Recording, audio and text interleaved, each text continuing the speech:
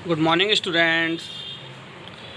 आइए आज रिवाइज करते हैं अपना इम्पोर्टेंट टॉपिक, जिसकी बेस पर हमारे बूलियन एक्सप्रेशंस के काफ़ी सारे न्यूमेरिकल जो है बेस होते हैं और एग्ज़ाम में भी काफ़ी आते हैं। तो ये लॉज ऑफ बूलियन अलजेब्रा जो हैं ये हमें अच्छे से तैयार करने हैं। तो आइए इनके मेन की पॉइंट्स जो हैं उनके बारे में डिस्कस करके इन लॉज को माइंड में सेट करते हैं। सबसे पहले बात करते हैं एनलमेंट लॉ की। एनलमेंट लॉ हमारा क्या होता है? So a term ended with 0 is always equal to 0 और ored with 1 will equal to 1। यानी कि एक टर्म जो कि 0 के साथ एंड होती है वो हमेशा इक्वल होती है 0 के, और अगर वह टर्म और होती है 1 से तो वह इक्वल होती है 1 के। यानी कि अगर किसी नंबर की वेरिएबल की मल्टीप्लाई 0 से होती है तो वह इक्वल 0 के होती है, और अगर कोई नंबर प्लस होता है, अगर कोई वेरिएबल है हमारे पास x, अगर वो 1 के साथ प्लस हो रहा है तो उसकी वैल्यू 1 आती है। यानी कि a product 0 equal to 0, a product 0 equal to 0, a variable ended with 0 is always equal to 0। ठीक, ध्यान रखने की बात है ये। a plus 1 equal to 1, a variable odd with 1 is always equal to 1। ठीक, तो यह होता है हमारा एनलमेंट लॉ। तो यह होता है हमारा first law of Boolean algebra. अब आइए मूव करते हैं नेक्स्ट लॉ की तरफ, जो कि हमारा इम्पोर्टेंट और सबसे ज़्यादा यूज़ होने वाला लॉ होता है, जिसका नाम है हमारा identity law. A term ORed with 0 और ANDed with a 1 will always equal to that term. यानी कि अगर एक टर्म है जो कि जिसके साथ हम 0 प्लस कर रहे हैं, या जिसके साथ हम एंडेड विद 1, यानी कि अगर उसके साथ हम 0 प्लस कर रहे हैं और प्रोडक्ट में अगर उस टर्म के 1 हैं तो वह अपने ही इक्वल होती है। यानी कि अगर x इंटू 1 करेंगे तो वह हमारा 1 x आएगा, और अगर हम a प्लस 0 करेंगे तो हमारा a ही आएगा। यानी कि a plus 0 equal to a, यानी कि a variable odd with 0 is always equal to the variable. ठीक, a dot 1 equal to a, यानी कि a variable ended with 1 is always equal to the variable. ठीक है, सिंपल सा logic है। वैसे भी अगर हम मैथमेटिकल वे में भी जाएं तो अगर हम किसी नंबर के साथ किसी वेरिएबल के साथ 0 ऐड करते हैं तो उसकी वही वेरिएबल उसका आंसर होता है, या किसी वेरिएबल को हम 1 के साथ मल्टीप्लाई करते हैं तो वही वेरिएबल उसका आंसर होता है। ठीक,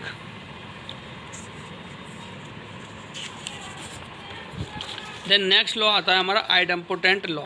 नेक्स्ट लॉ आता है हमारा आइडेम्पोटेंट लॉ। अब आइए डिस्कस करते हैं आइडेम्पोटेंट लॉ हमारा क्या होता है। An input that is ended or odd with itself is equal to that input।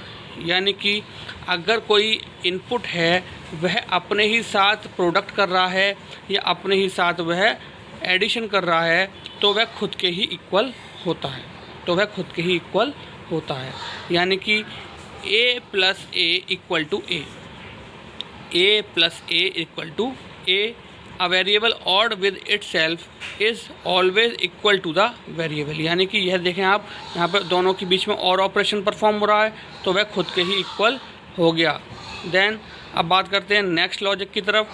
a product a equal to a, यानी कि यहाँ पर आप देखें एंड ऑपरेशन परफॉर्म हो रहा है। A variable ended with itself is always equal to the variable, यानी कि यहाँ पर एंड ऑपरेशन परफॉर्म हो रहा है सेम वेरिएबल के बीच, तो वही वेरिएबल उसका आंसर होगा। ठीक, तो यह था हमारा आइडेम्पोटेंट लॉ। नेक्स्ट लॉ होता है हमारा कॉम्प्लीमेंट लॉ।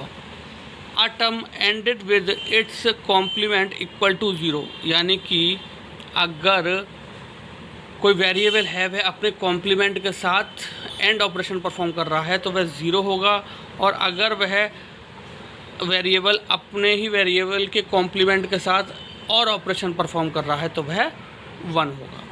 ठीक, ध्यान से समझें। अगर कोई वेरिएबल है वह अपने ही वेरिएबल के साथ प्रोडक्ट परफॉर्म कर रहा है तो वह 0 होगा, और अगर कोई वेरिएबल है वह अपने ही कॉम्प्लीमेंट के साथ और ऑपरेशन परफॉर्म कर रहा है तो उसका आंसर 1 होगा, यानी कि A product A complement equal to 0, यानी कि आप देखें यहाँ ए प्रोडक्ट मतलब एंड ऑपरेशन परफॉर्म हो रहा है, तो वह क्या होगा, A variable ended with its complement is always equal to 0। ठीक, अब यहाँ पर देखें नेक्स्ट लॉजिक हमारा कॉम्प्लीमेंट लॉ का, A ored with complement, A ored with A complement equal to 1, यानी कि a variable odd with itself complement is always equal to 1। ठीक, तो यह था हमारा कॉम्प्लीमेंट लॉ। नेक्स्ट लॉ आता है हमारा कम्यूटेटिव लॉ। कम्यूटेटिव लॉ की अगर हम बात करें तो the order of application of two separate terms is not important, यानी कि यहाँ पर अगर हम बात करें तो हमारा टू सेपरेट टर्म्स जो हैं वह आपस में एक दूसरे के इम्पोर्टेंट नहीं होती। अब हम बात करें तो A dot B equal to B dot A, यानी कि अगर हम बात करें कि अगर हम ए डॉट बी को बी डॉट ए लिख दें तो इसके बीच हमारा कोई भी डिफरेंस नहीं आएगा, यानी कि the order in which two variable are ANDed makes no difference, यानी कि इनके बीच हमारा कोई भी डिफरेंस नहीं आएगा। A plus B equal to B plus A, यानी कि इन दोनों के बीच हम और ऑपरेशन परफॉर्म कर रहे हैं, लेकिन हम वेरिएबल अगर एक की पोजीशन एक दूसरे की जगह स्वैप कर दें और उनको अगर हम इक्विवेलेंट रखें तो उनकी वैल्यू सेम ही आएगी। तो यह होता है हमारा कम्यूटेटिव लॉ, यह होता है हमारा कम्यूटेटिव लॉ। तो अगर हम कहें तो कम्यूटेटिव लॉ में क्या होता है कि अगर हम और ऑपरेशन दो वेरिएबल के बीच परफॉर्म कर रहे हैं, अगर हम उन दोनों की पोजीशन को इंटरचेंज करते हैं आपस में, तो वह भी अपनी प्रीवियस जो पोजीशन है उसके इक्वल होगा।